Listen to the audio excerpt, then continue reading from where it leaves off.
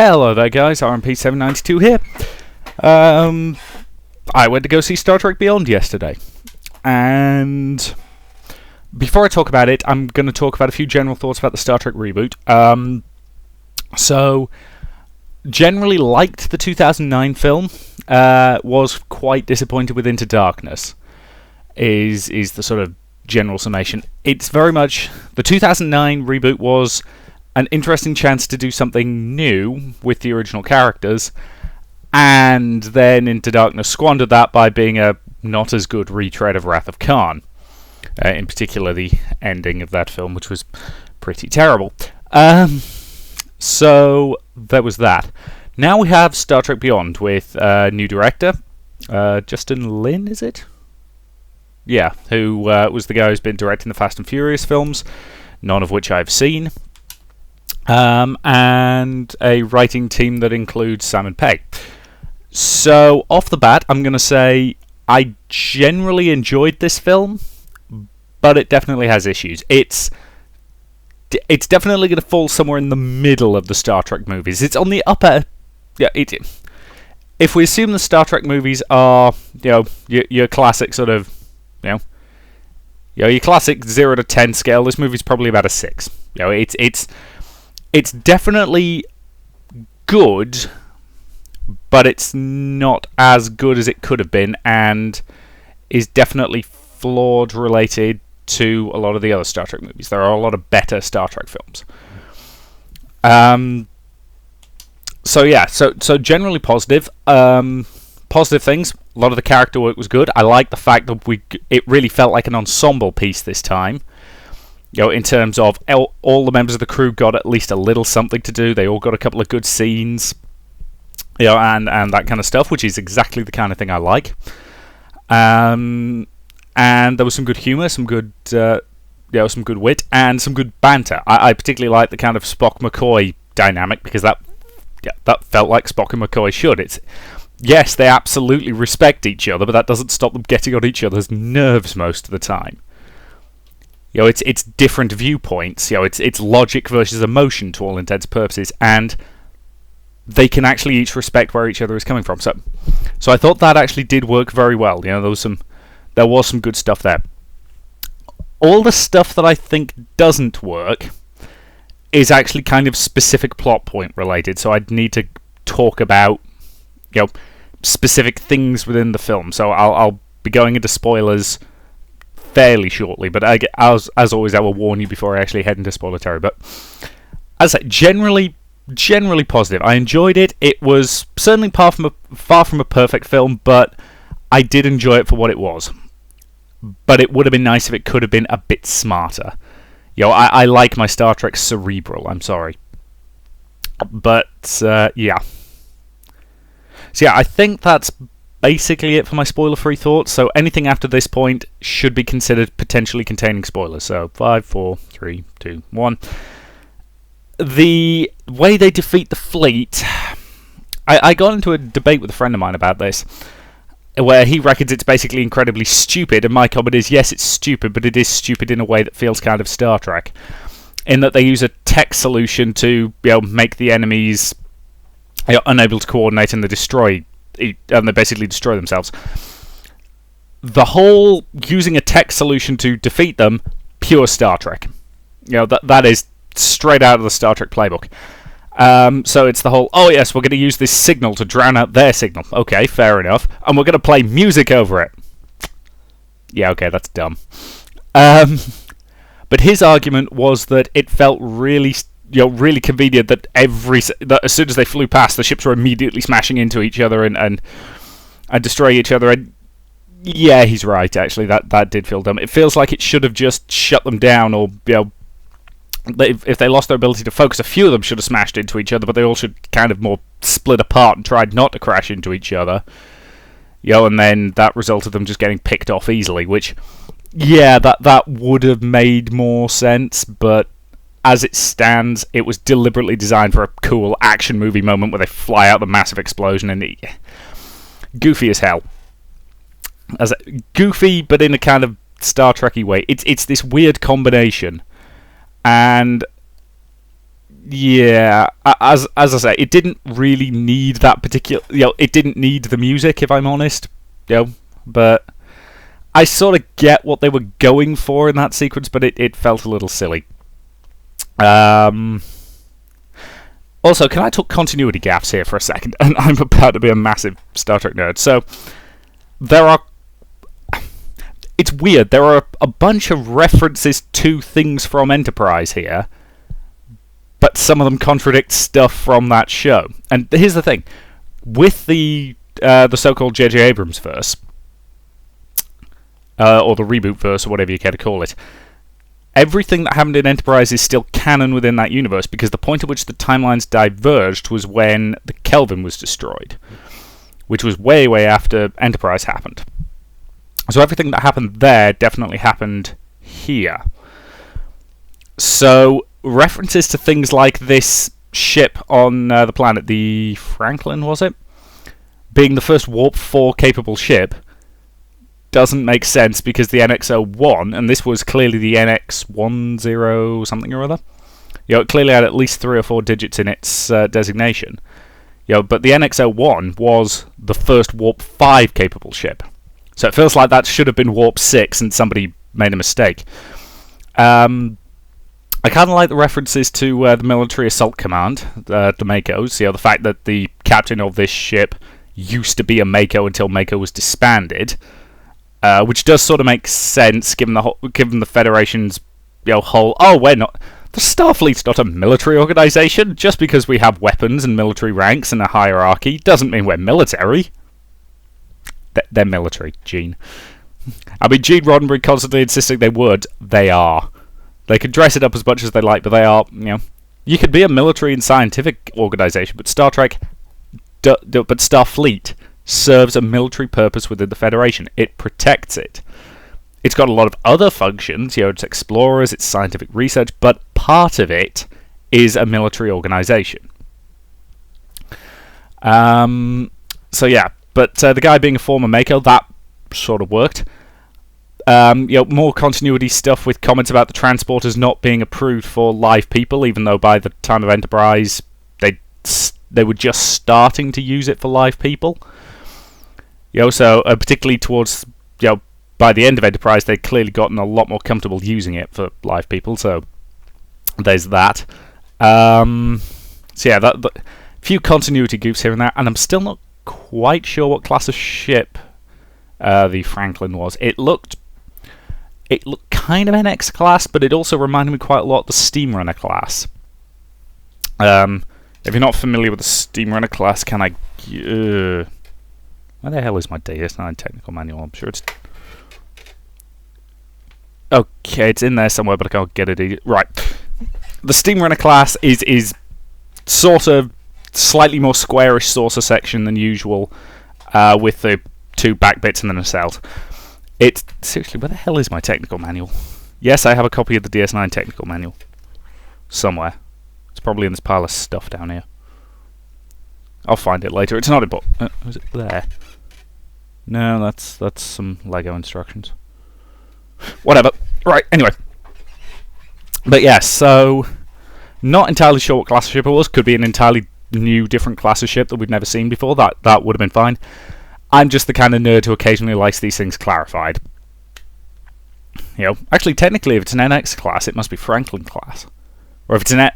Because okay, if you don't know, the Star Trek ship naming convention and ship class naming convention is fairly simple.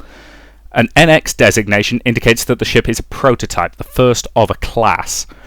And then each classification, or each ship of that class, is the class of the original ship of that name. So, the Excelsior was the NX-2000. And so all ships that are of the same class as the NX-2000 are Excelsior-class ships. The Defiant was the NX-74... can't remember... I want to say 74206, but I can't remember for certain. I think that's somebody or other's designation, but I can't remember whose. Anyway. But, so yes, so the Defiant was the NX class, was the prototype of that class, so all ships of that class are Defiant-class ships. And so on and so forth. So, if this USS Franklin was the prototype of the class, then it's a Franklin class ship, which we haven't seen before. So that's fair enough. I had to think that through in my head, but okay, that sort of makes sense. But yeah, so yeah, specific other things I had problems with that aren't minor continuity fluffs. The destruction of the Enterprise was underwhelming as all hell. I think mostly the reason is that it's been in basically every trailer. Yeah, it's a case of I should be sitting here going, "Oh God, what's going to happen?" This is, I'm watching the Enterprise be destroyed. It's heartrending, and I'm just thinking, "Oh, so this is the bit in the trailer." Yep, knew this was coming. Which isn't a problem with the film itself, it's a problem with the film's marketing. But can we please stop showing things like this in the trailers? Because it makes it underwhelming when it happens. Say what you want about Into Darkness, it's a deeply flawed film. But the way they cut together the trailers to imply it was the Enterprise that was going to crash into the planet, when it was actually the Vengeance, that was a good bait and switch on the part of the people who made the trailers. Well done to you guys. As opposed to here, where it was, yep, the Enterprise is going to get blown up. Sucks to be them. And from the second that the nacelles were gone and the ship was going down, I'm like, well, they're getting the A at the end of this film. I mean, especially when they made the comments, or when Commodore, whatever her name was, made the comment about the only ship more advanced than the Enterprise is still under construction. And I'm thinking, yeah, it's, and my thought was, right, either they're going to get that ship and it's going to be like half finished, and then they're going to use that to save the day, or as soon as they got the Franklin, they're like, okay, so they're going to save the day in the Franklin, so the ship still under construction is going to end up being the Enterprise A, isn't it? You go through that. So they're sending us back out there. Yep. You see the ship under construction, and you're like, yeah, it's going to become the A. Then it pans around, and you've got that. Admittedly, I kind of like that kind of time accelerated starship construction sequence bit. That was kind of cool. And then it pans around, and you say NCC 1701-A, and I'm like, yeah, saw that coming. So yeah, that was a bit disappointing. Villain, needed more backstory. Needed more scenes with Idris Elba as the captain. Before he turned into Kroll. Was it? Yeah, it was Kroll. And some more explanation of this alien technology that kept him alive, please. I mean, you can't just say, oh, they have some sort of technology that extends life. Don't just leave it at that, for God's sake. Because I'm assuming that all the lackeys who didn't have faces, all the guys actually piloting the drones, I'm assuming they were all some sort of robots, based on the comments he made. Which was also explain why we shouldn't feel bad about literally thousands of them smashing into each other and dying. So yeah, that here's the thing. Idris Elba is a great actor, and I wanted to see more of Kroll's backstory to actually understand how he got into that state. I appreciate, something went wrong, they ended up marooned on this planet, and he got kind of bitter and vindictive towards Starfleet, and he's clearly... let's face it, if he's been through the Xindi incident, been through the Romulan War, it's heavily implied he's probably got some kind of PTSD or something along those lines, and he basically believes that they need to be forged in the fire of battle and all that stuff. It's, again, potentially interesting idea, needed more explanation. It feels like he needed a bunch more scenes to kind of flesh him out a bit. He was a bit thinly sketched. In contrast, really like the new character, or was it Jayla or Jayla? Jayla? I think it was Jayla. Who was played by the same actress who played Gazelle in The Kingsman. I'm really starting to like her as an actress, actually. She was really good in that. She was really good in this. And yeah, she had some quite nice scenes with Simon Pegg. They didn't overplay the whole taught herself English so doesn't speak it very well thing, which, good. Too often that kind of thing's used for sort of cheap comedy and things like that, and it was basically used a couple of times for very minor things, but other than that, it was just, she's got a slightly unusual way of speaking because she taught herself, but hey, it works. So as I say, I'm starting to quite like this actress. I think she has a lot of potential. I'm curious to see what else she goes on to. I'm sure I read something about her being cast in something else, which I can't remember what it was, but either way. So yeah, as I said, quite liked her, and again, quite a few.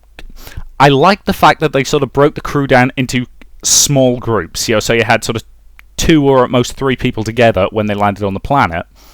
So that gave you particularly interaction between characters we don't often see interacting terribly much. The obvious thing to do would have been Kirk and Spock and things like that. But no, they gave us Spock and McCoy. Perfect. Those two actually had some really good scenes together. So McCoy treating Spock's wounds. What colour was Spock's blood, incidentally? Because it was staining his uniform, it was hard to tell what colour it actually was. And I was like, I can't tell. Is that red or is that green? I can't tell. Particularly in some of the lower lighting, so I wasn't 100% certain. If they made Spock's blood red, fanboys are going to get pissed at them. I think it was green, and it was just the light making it difficult to tell. But either way, sorry, these are the kind of continuity things that matter to me, particularly as they've been good in the previous films about making Spock's blood green whenever we see it. The kind of Spock Uhura relationship subplot didn't need it. Could have been dropped easily. Kirk with daddy issues. Kirk does not need daddy issues. I'm sorry. And the whole Kirk being uncertain if he should be in the captain's chair, given that we basically had the entire 6 original movies were about Kirk basically realising that, he should never accept a promotion to Admiral because he belongs in that chair, goddammit. That is where Kirk belongs. So him being uncertain about it felt like we were seeing Kirk's midlife crisis, if I'm honest there. And it's the whole, you can have the Vice Admiral slot if you want it. Wait a goddamn minute. So he went from cadet to captain, and now you're thinking you're going to bump him to flag rank? Given that you're a Commodore, based on what was said, that would mean he'd be jumping over her and over Rear Admiral as well, because I'm assuming Starfleet's rank structure still works the same way, which is Grand Admiral, which is the head of Starfleet, basically. I can't remember if they refer to it as Grand Admiral or if it's just First Rank Admiral or whatever, who's basically the whole head of Starfleet. Then Admiral, Vice Admiral, Rear Admiral, Commodore, Captain, Commander, Lieutenant Commander, Lieutenant, Ensign. That's the Starfleet rank structure. It certainly used to be. So that would mean he skipped from cadet straight to captain, which incidentally was one of the dumbest parts about the 2009 film. I agree with SF Debris on this one. There should have been kind of a montage at the end of him sort of very quickly rising to the ranks before eventually getting the Enterprise, in a really short space of time, rather than you don't take a cadet and immediately give him the captaincy. DS9's episode Valiant showed why that's a bad idea. Because that episode is literally about a crew of cadets running a ship after they were meant to be out on a sort of training cruise for with a couple of senior officers along to observe them, and then the senior officers got killed and they took over the ship, and it went very, very badly for them because they just they were convinced they were the best of the best, and they were the best, but they didn't have the experience. But anyway, so Kirk getting bumped in rank again, or trying to, and then turning it down to stay in the captain's chair. Yes, Kirk belongs in the captain's chair. Where else was I at? Oh yeah, the kind of smaller pairings. As those definitely worked. No problems there. That was definitely a good idea on their part. I like seeing Chekhov interact with Kirk, because we haven't seen a massive amount of that in these films. Of course, we're not going to get any more of that, because they basically confirmed they're not going to recast Chekhov after Anton Yelchin's sad death. And there'll be some sort of acknowledgement of it in some form or another, but we don't know what yet. And again, there's no sort of thing for it in this film because they'd already finished filming on it when it happened, and I left the film pretty much as the credits started, so I didn't see if there's anything in the credits I was a kind of in memory of, but I'm willing to bet there was. Because I don't. I probably should have stuck around for the whole end credit if I'm honest, but didn't have time. Had to get moving, had things to go and places to see. So things to do and places to go and things to see. So But yeah, so I suspect there was something of that ilk, and we'll see how they address it in the next film. That's that's for the next film. So yeah, as I say, generally positive, but definitely with a few problems. Love the new warp effect. That's really spiffy. As the friend I was discussing it with actually saw the film before I did, and his comment was, he really loved the new warp bubble effect, and wholeheartedly agree with him on that one. It was fabulous. Because it really got the feel of the warp bubble. So yeah, that was pretty spiffy. So yeah, overall enjoyed it, but felt it needed something more. The destruction of the Enterprise was very, very underwhelming, because I knew immediately they were going to get the A at the end of the film. And at the same time, it was spoiled by all the trailers. I was kind of hoping they would take the fact that they were getting the A as a chance to redesign it a bit.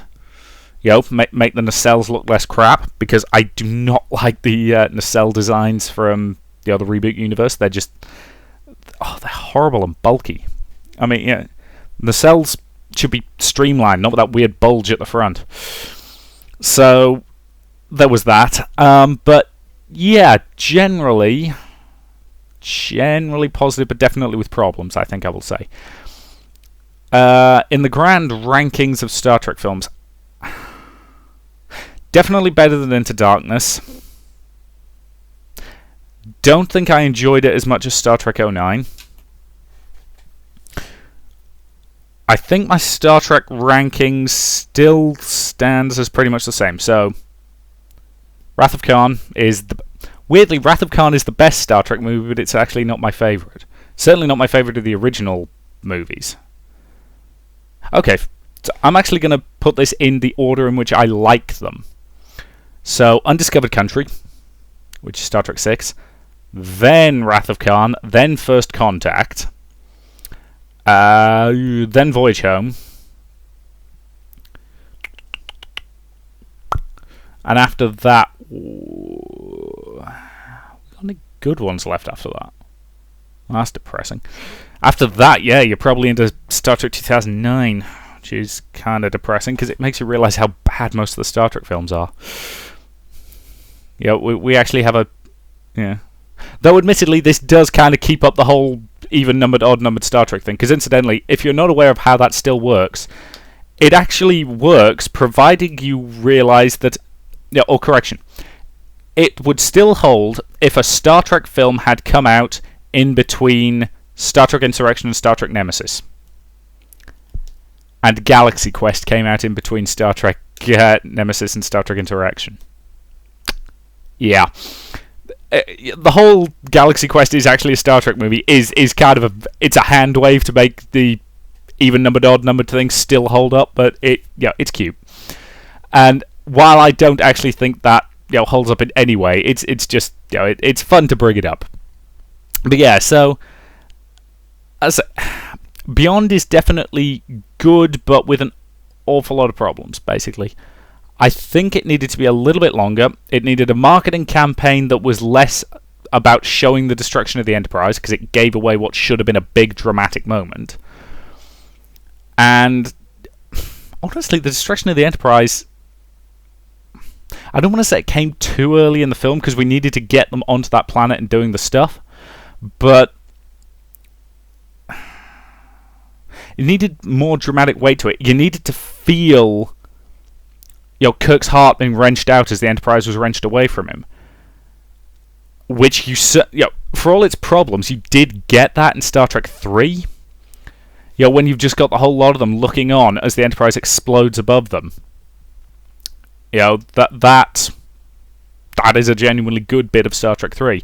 Here it just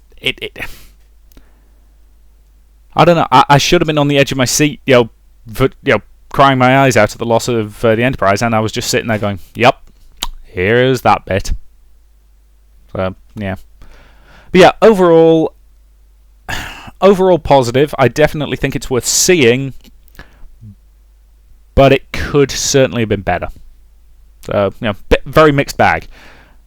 It's definitely somewhere right slap in the middle of the whole best and worst of the Star Trek films list. It's on the upper edge of the middle, but it's definitely in the middle. So yes, thank you very much for watching this video, and yeah, I will see you in future videos.